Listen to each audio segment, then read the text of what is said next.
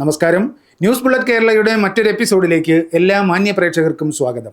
സത്യം പറയണമെന്ന് ഒരു നിർബന്ധവുമില്ലാത്ത വി ഡി സതീശൻ പതിവ് പോലെ തനി സ്വഭാവം കാണിക്കുകയാണ്. തിരുവനന്തപുരത്ത് ജൂനിയർ അഭിഭാഷകയെ ക്രൂരമായി മർദ്ദിച്ച കേസിൽ പ്രതിയായ അഡ്വക്കേറ്റ് ബെയ്ലിൻ ദാസ് CPM-കാരനാണ് എന്ന വാദവുമായിട്ടാണ് വി ഡി സതീശൻ രംഗത്തിറങ്ങിയിരിക്കുന്നത്. സതീശന് കൂട്ടിന് മനോരമയും ഉണ്ട്. ബെയ്ലിൻ ദാസ് CPM-ന്റെ സ്ഥാനാർത്ഥി എന്നാണ് സതീശന്റെ പ്രസ്താവനയ്ക്ക് മനോരമ നൽകിയിരിക്കുന്ന തലക്കെട്ട്. ശരിയാണ്. 2015 തെരഞ്ഞെടുപ്പിൽ തിരുവനന്തപുരം കോർപ്പറേഷനിലെ പൂന്തുറ വാർഡിൽ CPM സ്ഥാനാർത്ഥിയായി ബെയ്ലിൻ ദാസ് മത്സരിച്ചിരുന്നു, തർക്കമില്ല. അന്നത്തെ ഫ്ലെക്സ് ബോർഡിന്റെ ചിത്രവും മറ്റുമൊക്കെ സംഘടിപ്പിച്ചാണ് മലയാള മനോരമയുടെ ആഘോഷം. യഥാർത്ഥത്തിൽ അഡ്വക്കേറ്റ് ബെയ്ലിൻ ദാസിന്റെ രാഷ്ട്രീയം എന്താണ്? അത് ബെയ്ലിൻ ദാസ് തന്നെയാണല്ലോ പറയേണ്ടത്. അദ്ദേഹം CPM-നോട് വിട പറഞ്ഞ് കോൺഗ്രസിൽ ചേർന്നത് 2020 ഡിസംബർ 3-ന്. ഡിസംബറിലായിരുന്നല്ലോ കഴിഞ്ഞ പഞ്ചായത്ത് തെരഞ്ഞെടുപ്പ് നടന്നത്. ആ തെരഞ്ഞെടുപ്പിൽ പൂന്തുറ വാർഡിൽ UDF-ന്റെ സ്ഥാനാർത്ഥിയായി മത്സരിച്ചത് ശ്രീമതി ശ്രുതി മോൾ.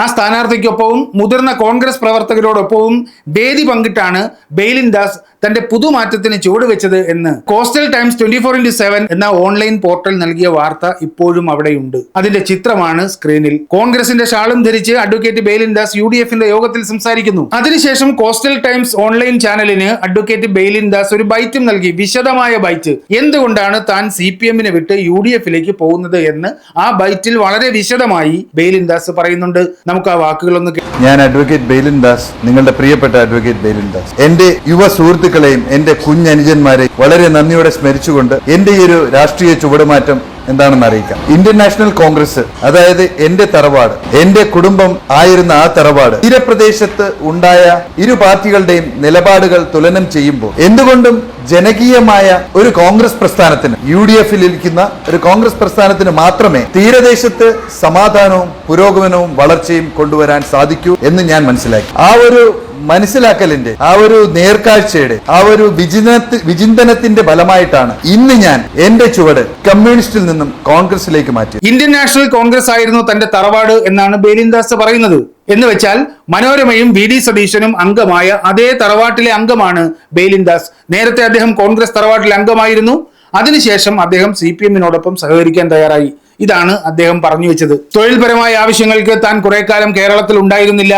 തിരിച്ചു വന്നപ്പോഴോ പൊതുപ്രവർത്തന രംഗത്തിറങ്ങാൻ CPM-കാർ സമീപിച്ചു. അവരോടൊപ്പം ചേർന്ന് തെരഞ്ഞെടുപ്പിൽ മത്സരിച്ചു, തോറ്റു. മനഃപൂർവ്വം തോൽപ്പിച്ചതാണെന്ന് അദ്ദേഹത്തിന് ആരോപണമുണ്ട്. ഇതൊക്കെയാണ് അദ്ദേഹം പറയുന്നത്. അതിനുശേഷം അദ്ദേഹം പറയുന്നത്, തീരപ്രദേശത്ത് ഉണ്ടായ ഇരു പാർട്ടികളുടെയും നിലപാടുകൾ തുലനം ചെയ്യുമ്പോൾ എന്തുകൊണ്ടും ജനകീയമായ ഒരു കോൺഗ്രസ് പ്രസ്ഥാനത്തിന്, UDF-ൽ ഇരിക്കുന്ന ഒരു കോൺഗ്രസ് പ്രസ്ഥാനത്തിന് മാത്രമേ തീരദേശത്ത് സമാധാനവും പുരോഗമനവും വളർച്ചയും കൊണ്ടുവരാൻ സാധിക്കൂ എന്ന് ഞാൻ മനസ്സിലാക്കി. ആ ഒരു മനസ്സിലാക്കലിന്റെ, ആ ഒരു നേർക്കാഴ്ചയുടെ, ആ ഒരു വിചിന്തനത്തിന്റെ ഫലമായിട്ടാണ് ഇന്ന് ഞാൻ എന്റെ ചുവട് കമ്മ്യൂണിസ്റ്റിൽ നിന്നും കോൺഗ്രസിലേക്ക് മാറ്റിയത്.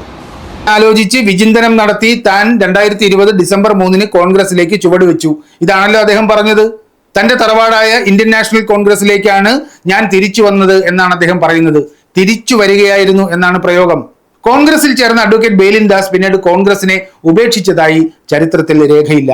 2020 ഡിസംബർ 3-ന് പൊതുയോഗം നടത്തി ഷാൾ അണിഞ്ഞ് പ്രസംഗിച്ച് തീരദേശത്ത് സാമാന്യം സ്വാധീനമുള്ള ഒരു ഓൺലൈൻ ചാനലിന് വിശദമായ ബൈറ്റും കൊടുത്ത് ആഘോഷമായിട്ടാണ് അഡ്വക്കേറ്റ് ബെയ്ലിൻ ദാസ് കോൺഗ്രസിൽ ചേർന്നത്. 10,000 പേർ ഇതിനകം ആ വീഡിയോയും കണ്ടിട്ടുണ്ട്.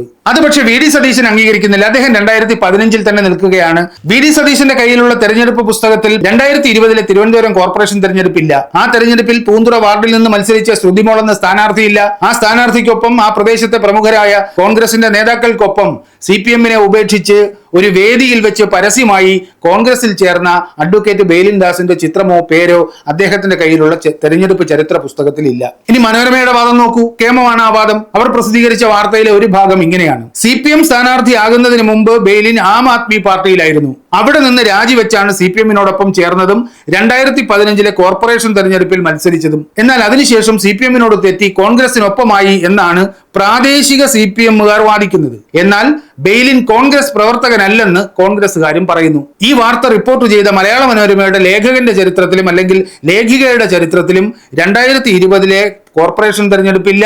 ആ തെരഞ്ഞെടുപ്പിൽ പൂന്തുറ വാർഡിൽ നിന്ന് മത്സരിച്ച കോൺഗ്രസിന്റെ സ്ഥാനാർത്ഥിയില്ല. ആഘോഷമായി ആളെ കൂട്ടി പരസ്യമായി പൊതുയോഗത്തിൽ വെച്ച് കോൺഗ്രസിലേക്ക് ചേർന്ന ബെയ്ലിൻ ദാസിന്റെ പേരും ആ പത്രത്തിന്റെ ചരിത്ര പുസ്തകത്തിലില്ല. CPM-കാർ വാദിക്കുന്നു, കോൺഗ്രസുകാർ പറയുന്നു എന്നൊക്കെ ആരെങ്കിലും പറയുന്നതാണ് മനോരമ റിപ്പോർട്ട് ചെയ്യുന്നത്. പക്ഷേ പത്രത്തിന് ഇക്കാര്യത്തിൽ സ്വന്തമായി ഒരു നിലപാടില്ല. അഡ്വക്കേറ്റ് ബെയിലിൻ ദാസ് CPM ആണോ കോൺഗ്രസ് ആണോ എന്ന് മനോരമയ്ക്ക് ഒരു തീർപ്പുണ്ടാകണ്ടേ? കോൺഗ്രസ്സുകാർ പറയുന്നതാണോ CPMകാർ പറയുന്നതാണോ എന്ന് അന്വേഷിക്കാൻ സ്വാഭാവികമായും ആ പത്രത്തിന്റെ ആ പ്രദേശത്തെ ലേഖകന് ബാധ്യതയുണ്ട്. പക്ഷെ അന്വേഷിച്ചാൽ VD സതീശന്റെ ചീട്ട് കയറും. അതുകൊണ്ട് മനോരമ ആ ഏരിയയിൽ അന്വേഷിക്കില്ല. ബെയിലിൻ ദാസ് കോൺഗ്രസ്സുകാരൻ അല്ലാതാകണമെങ്കിൽ ഒന്നുകിൽ 2020 ഡിസംബർ 3 ശേഷം ടിയാനെ കോൺഗ്രസിൽ നിന്ന് പുറത്താക്കിയിരിക്കണം, അല്ലെങ്കിൽ ടിയാൻ സ്വമേധയാ പുറത്തുപോയെന്ന് സ്ഥാപിക്കണം. ആ തെളിവ് VD സതീശന്റെ കയ്യിലുമില്ല, മനോരമയുടെ കയ്യിലുമില്ല. സതീശന് ഒരു രീതിയുണ്ട്. ലോകത്ത് നടക്കുന്ന ഏത് കൊള്ളരുതായ്മയും CPMന്റെ പിടലിക്ക് വെച്ചൊരു പത്രസമ്മേളനം നടത്തുക. മിനിറ്റുകൾക്കകം അത് മലയാള മനോരമയുടെ ഓൺലൈൻ എഡിഷനിൽ, മനോരമ ചാനലിൽ വമ്പൻ തലക്കെട്ടും ബ്രേക്കിംഗ് ന്യൂസും ഒക്കെ ആകും. അതോടെ പൊതുബോധം CPMനെതിരായി എന്ന വിഡ്ഢിസ്വർഗത്തിൽ അദ്ദേഹം ഉടലോടെ പ്രവേശിക്കും. മറ്റൊരു സംഭവം ഉണ്ടാകുന്നതുവരെ അതിന്റെ ഹരത്തിലാണ് പിന്നെ പോകുന്നത്. അതാണ് VD സതീശൻ മോഡൽ ഓഫ് പൊതുബോധ നിർമ്മാണം, അഥവാ നട്ടാൽ കുരുക്കാത്ത നുണ പറയൽ. വീഡിയോ അവസാനിപ്പിക്കുന്നതിന് മുമ്പ് ആ അഭ്യർത്ഥന ഒന്നുകൂടി പറയുകയാണ്. ഇതുവരെ ഈ ചാനൽ സബ്സ്ക്രൈബ് ചെയ്തിട്ടില്ലാത്ത പ്രിയപ്പെട്ട സുഹൃത്തുക്കൾ ചാനൽ സബ്സ്ക്രൈബ് ചെയ്യണം. അതുപോലെ ഇത് പരമാവധി ഈ വീഡിയോ ഷെയർ ചെയ്യണം, പരമാവധി ലൈക്ക് ചെയ്ത് റീച്ച് കൂട്ടാനും സഹായിക്കണം എന്ന് അഭ്യർത്ഥിക്കുന്നു. എല്ലാവർക്കും